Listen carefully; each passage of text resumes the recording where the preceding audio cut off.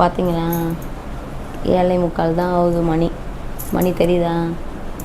மீன் சாப்பிட்ணுன்னு சொன்னேன், அதனால் கூப்பிட்டு கிளம்பிட்டேன். காலையிலேயே மீன் வாங்க போகிறோம். வீட்டிலேருந்து கிளம்பிட்டோம் 2 பேரும். சாரை பார்த்தீங்களா, கண்ணாடிலாம் போட்டு ஹெல்மெட்லாம் போட்டு ஓஞ்சியாக கிளம்பிட்டாரு. எனக்கு மட்டும் எதுவும் இல்லை, மொட்டை வெயிலில் வந்துட்டுருக்கேன்.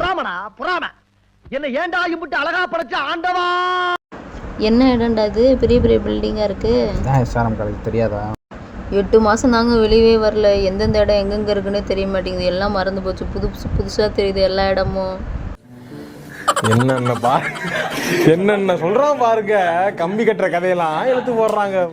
இந்தியாவிலே ஃபஸ்ட்டு டபுள் மெட்ரோ நம்ம ஏரியாவில் தான் வந்திருக்கு. அதுவும் சென்னையில். நம்ம ஏரியா கேகே நகர் வலசரவாக்கம்.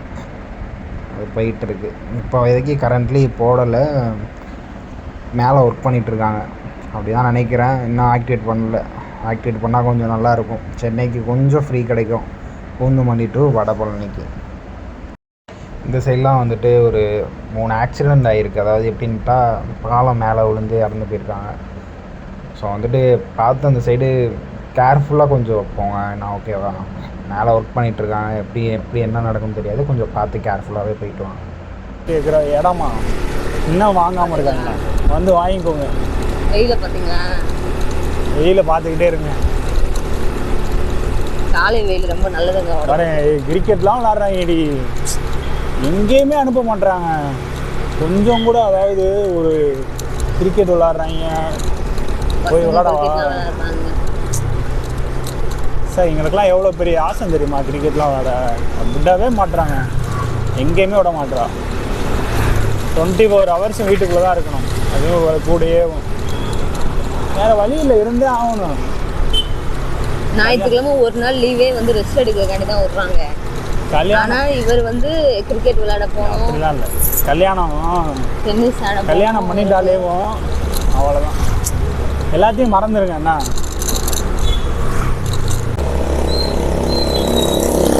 நம்ம போடுற ஃபஸ்ட்டு வீடியோ இது.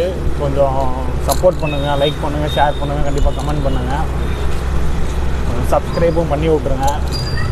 நீங்கள் போடுற வீடியோலாம் கொஞ்சம் யூஸ்ஃபுல்லாக இருக்கும். என்னடா இது வந்து பெங்களூர் ஹைவே.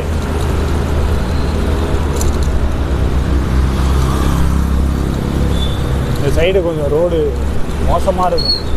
நான் ஒரு தடவை ஜவ்வாதி ஹில்ஸ் போயிட்டு வரும்போதெல்லாம் வந்துட்டு ரொம்ப மோசமாக இருந்துச்சு. அதுவும் அந்த இருங்காட்டு கோட்டை. இது இப்போ வந்து எலெக்ஷன் வந்துட்டு போயிருக்கு, அதனால காட்ட வேணாம் உனக்கு சாம்பிளு. அங்கே பாரு, அப்படியே ரோட்டில் கொண்டு போ. சும்மா டம்மன்னு அங்கே பாரு எப்படி இருக்குன்னு ஹைவே. மாநகரம் ஓப்பனில் இருக்கானே தெரியலையே. எலெக்ஷன்னால வானகரத்துக்கு லீவ் விட்டாங்க. அப்படிலாம் கிடையாது, எலெக்ஷன்லாம் முடிஞ்சிருச்சு.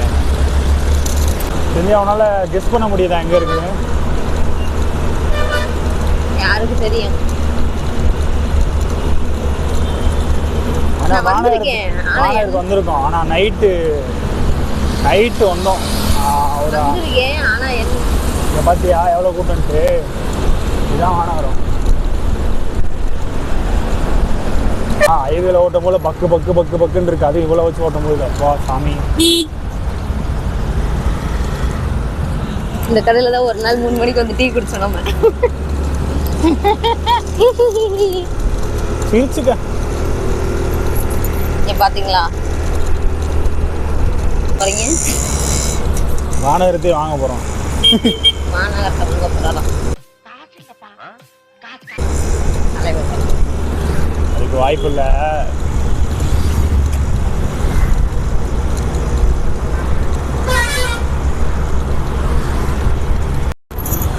வீடியோ ஆன் பண்ணாமல் சொல்லிட்டேன். வானகரம் வந்துட்டோம். என்னடா லைன்லாம் போக மாட்டேங்கிறோம்.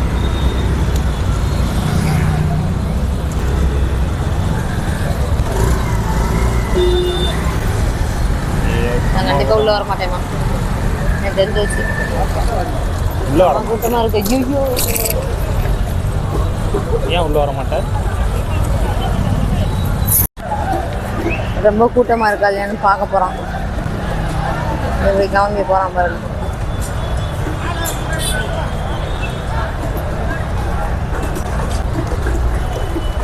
முடிச்சு விட்டீங்க இந்த மாதிரி தான். சரியான கூட்டம் போல, செம்ம கூட்டம்ன்றான் வந்து. எதுக்கு வானகரை வர்றது பெருசு இல்லை, ஆனால் அந்த கேரி பேக் கண்டிப்பாக எடுத்துகிட்டு வாங்க.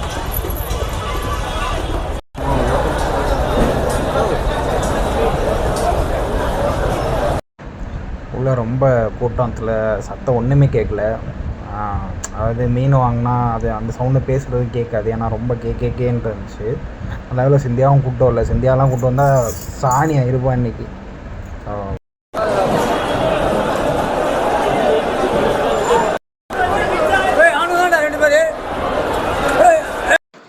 நான் வாங்கின மீனை பார்த்திங்கன்னா மத்தி மீன் 150 ரூபா கிலோ.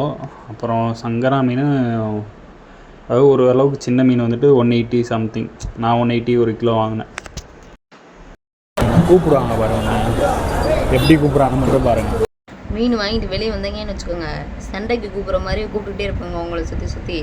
அது எதுக்கும் இல்லை, சும்மா மீன் க்ளீன் பண்ணி கொடுக்க தான் உங்களை கூப்பிட்றாங்க. எறா க்ளீன் பண்ணுறதுக்கு லேடிஸ் இருப்பாங்க, மீன் கட் பண்ணி கொடுக்க ஜென்ஸ் இருக்காங்க. அங்கேயே க்ளீன் பண்ணிலாம் கொடுத்துருவாங்க. நம்ம வீட்டில் வந்து கழுவுனா மட்டும் போதும்.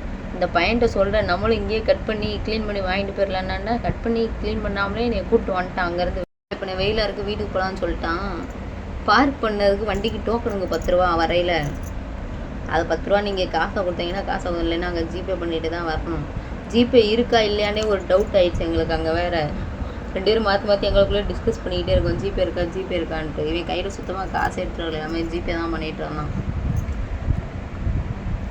நான் ஒரு 2 தடவை வானகரம் வந்திருக்கேன், ஆனால் அப்போது நான் கேஷ் தான் கொடுத்துருக்கேன். மறந்துட்டு வீட்டில் வந்துட்டேன் காசை. ஸோ அதனால் நீங்கள் வந்துட்டு எப்போயுமே காசை எடுத்துகிட்டு போங்க, அதான் நல்லது. ஜிபேனா வந்துட்டு உங்களுக்கு கொஞ்ச நேரம் நின்று பே பண்ணுற மாதிரி இருக்கும். அதனால் வந்துட்டு காசை எடுத்துகிட்டு போயிருங்க. வீட்டில் பூண்டும் சின்ன வெங்காயமும் இல்லை, அதனால் வாங்கிட்டு போகலாம் நிப்பாட்டுறா பார்த்துட்டே வந்தோம் அங்கேருந்து. அப்புறமா ஒரு கடையாண்ட வந்து பார்த்தா பூண்டு பெரிய பூண்டை கம்மியான விலைக்கு தான் வச்சுருக்காங்க. 140 வந்து 1 கேஜி பூண்டு, நல்லா பெரிய பூண்டு நல்லா தான் இருந்துச்சு. செம்ம டிராஃபிக் வேறு வரப்போ. அப்புறம் வண்டி போய் ஓரம் கட்டிட்டு நின்றுட்டு நானும் இறங்கிட்டேன் வண்டியிலேருந்து. இறங்கி பார்த்தா 300 ரூபா 400 ரூபாய்க்கெல்லாம் பூண்டு வச்சுருந்தாங்க. ரொம்ப பெருசாக நல்லா பளிச்சுன்னு இருந்துச்சு பூண்டு. அதனால் ஒரு கன்ஃபியூஷனோடய இறங்கினேன். இறங்கிட்டு நேராக போய் 180 ரூபா பூண்டை தான் தொட்டு பார்த்தேன் ஃபஸ்ட்டு. அதுவே நல்லா பெருசாக இருந்துச்சு. ஆனால் அது வந்து காசு இல்லை, கோகுல் வேணாம், கம்மியான விலையிலே பூண்டு நல்லா தான் இருக்குது, பெருசாக இருக்குது, நீ 140 1 கேஜி மட்டும் வாங்கிக்கோ அப்படின்னு சொல்லிட்டான். அப்புறமா பூண்டு வாங்கிட்டு சின்ன வெங்காயம் வந்து 2 கிலோ 100 ரூபான்னு போட்டிருந்தாங்க. அதுவும் நல்லா பெருசாக இருந்துச்சு, அதுவும் ஒரு 2 கிலோ வாங்கிட்டேன். பார்த்தீங்கன்னா ஒரு 2 கிலோமீட்டருக்கு வந்து வெறும் கடைங்க மட்டும்தான். பெரிய வெங்காயம்லாம் பார்த்தீங்கன்னா நல்லா பெருசாக இருக்குது. 5 கிலோ 100 ரூபான்னு போட்டுருந்தாங்க. நல்லா பெரிய வெங்காயமாகவே தான் இருந்துச்சு. ஆனால் அங்கே போனால் எல்லா பொருளுமே, மளிகை சாமான்லேருந்து காய்கறிலேருந்து எல்லா பொருளுமே இருந்துச்சு. எந்த பொருளும் இல்லாமலாம் இல்லை.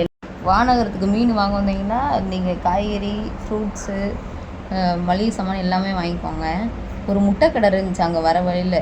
30 முட்டை 100 ரூபா தான் ஒரு அட்டை. 30 முட்டை 100 ரூபா தான். ஆனால் சின்ன முட்டையாக இருக்குல்ல, கொஞ்சம் யோசிக்கிற மாதிரி இருக்குல்ல. கூமுட்டை சிந்தியா சொன்ன மாதிரி 2 கிலோமீட்டர் கடை இருக்குங்க. பொருளெலாம் நல்லா இருக்குங்க. அதாவது மலிவாக கிடைக்கிது, நல்ல ஒரு குவாலிட்டியில் கிடைக்கிது. ரோட்டில் துணி போட்டு வச்சுருக்காங்க. அது என்னன்னு தெரில, புது துணியாக பழைய துணியாக என்னென்னு கமெண்ட் பண்ணுங்கள். ரோட்டில் ஒரு வந்தோன்னு வச்சுக்கோங்க, காலையிலே ஒருத்தர் சரக்கை போட்டு வணக்கம் தலைவாண்டு வணக்கம் வச்சுட்டு போனார், பெரிய வணக்கத்தை. அது அவளுக்கு இல்லை, எனக்கு தான் வணக்கம் வச்சுட்டு போனார். நானும் சொல்லியிருப்பேன் வணக்கம் தலைவா அப்படின்ட்டு.